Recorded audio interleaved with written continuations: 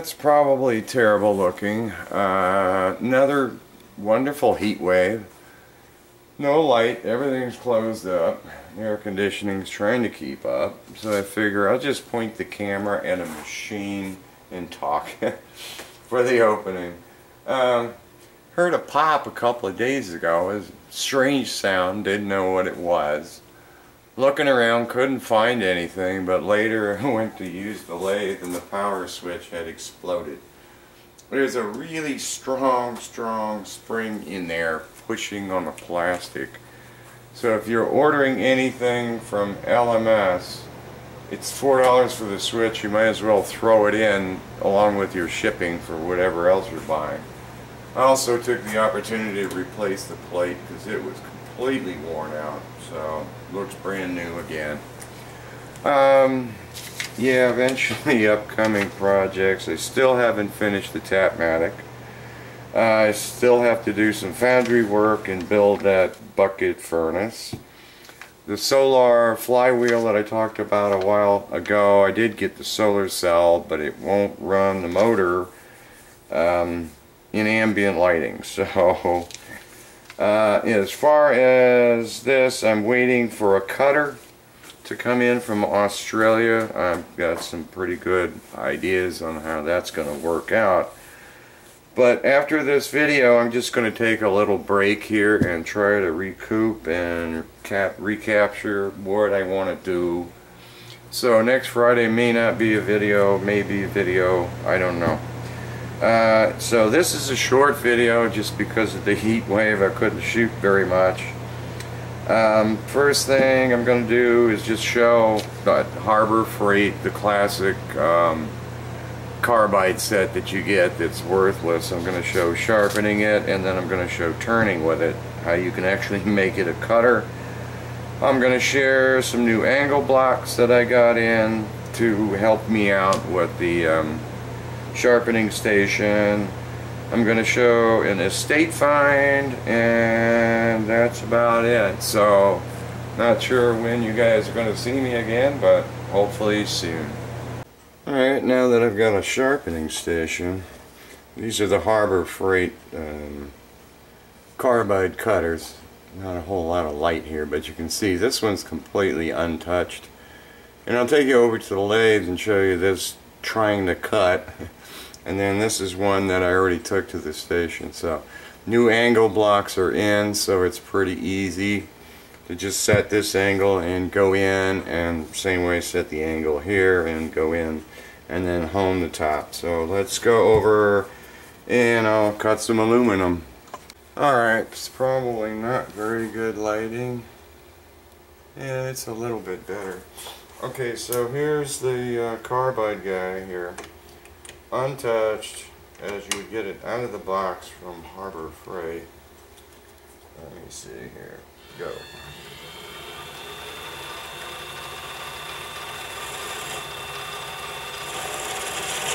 Yo, it's not even really cutting, it's good. You can hear a terrible sound. Does it do this? Yuck.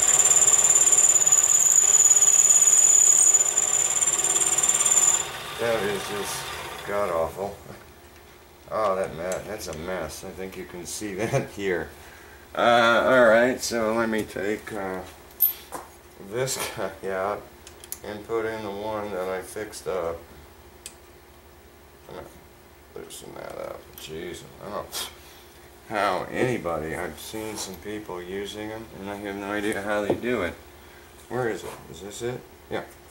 Okay, here's the guy that I cleaned up and clamped in there.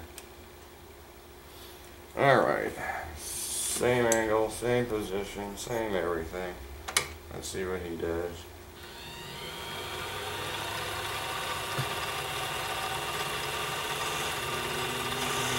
And there you go. Pretty much finished. Try to take this down a little bit more. Oh man, that's a gorgeous finish on that. I'll take it out and show you guys what the finish looks like here. Actually, I'll show you. Take more off. There. so you can see the two finishes. Alright, I don't know if I have to keep my eye on the camera here. Alright, so there's the closest to me is the finish with the cutter I did, and the other one is the stock guy. So angle, all of this, I don't know, in the light. So you gotta work on them. You gotta get a grinding station if you're gonna use them out of the box. I hope these are good. I didn't like using the drill bit to get an angle, so I bought a set of angle blocks here. Hopefully give me more capabilities and better quality on the new cutting or tool sharpening station. Amazon Prime should have been here 3 days ago. HFS, Hardware Factory Store, but sold by Amazon, so that's why it should have been here. Prepped with gloves, because I know this has got to be greasy. Wow, okay.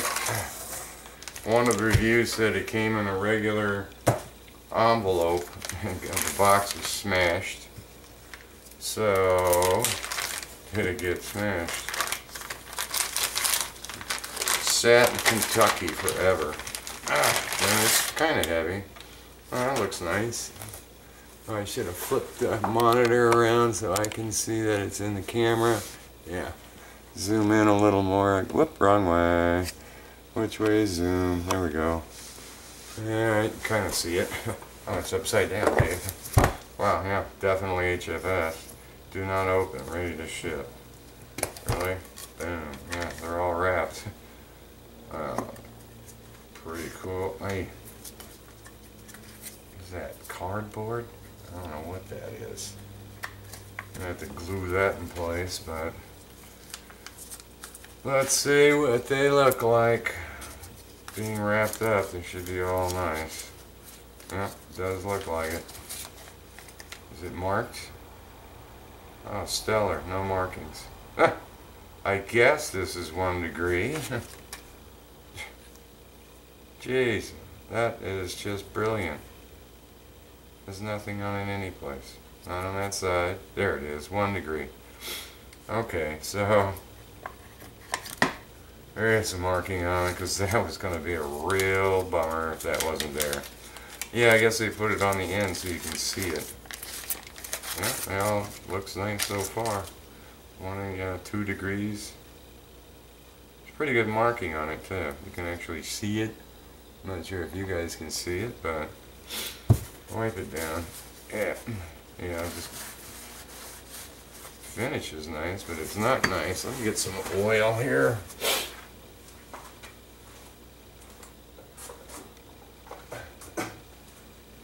Usually oil cleans everything up.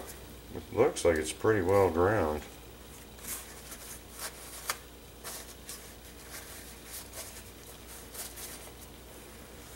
Yeah, it needs more oil, but yeah, that's cleaning it up, whatever they've got on it.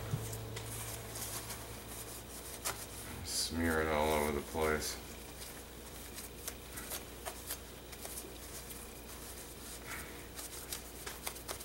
Yeah, it's making it look really nice. I'm so anal for nice finishes and perfection. I'll clean it off. I have to keep these things kind of soaked in oil so that they don't rust. Yeah, that looks really nice. That's perfect. Alright, so 2 degrees. You put it in that way. Yeah, I guess you can do all the same angles. Alright, well, I'll have to put these on the sign bar. Check them out and see just how accurate they are. But pretty nice. 3.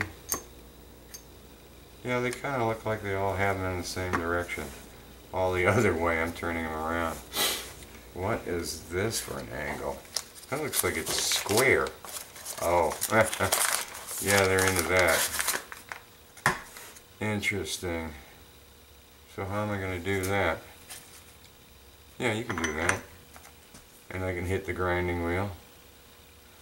As I can Yeah, flip it around. Oh no, that's good. Yeah, okay, so that works. Alright, pretty cool, pretty cool. $50, $49 or something. I've got another set of angle blocks for the shop. 103 degrees outside. 86% humidity. I'm surprised the shop AC is keeping up with it. In any case, yeah, I went to this estate sale because the picture of it on Craigslist, they were showing a Model T, and I had to see this Model T. And the thing was restored. It looked like it just came out of the factory. But digging around, I'm looking at this box, and then I open it up and I see this thing. I've cleaned it up a bit so it didn't quite look that shiny. And I'm thinking, I know what this is, but I just don't know what this is right now. They had $5 on the box. Did it still have it? No, God. They had $5 on the box, and I'm talking to them saying, do you know what this is? They go, no, and I said, neither do I. How about 50 cents? And they said, okay.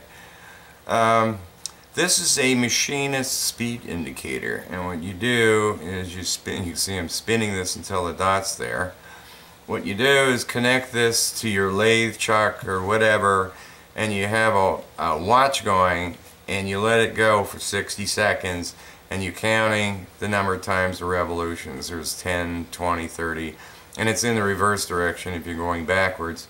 So in other words, in 60 seconds, if this turns and hits the 10, you've got 10 RPM.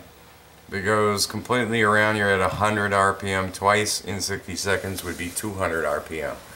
So it's pretty cool, but it needs like 3 people. One person to watch the clock, one person to hold this, and one person to start the lathe and put the pot at some spot so you can calibrate it. But it's kind of a fun little toy. It cleaned up pretty nice. I forgot what these things go for. This one's happens to be a Craftsman.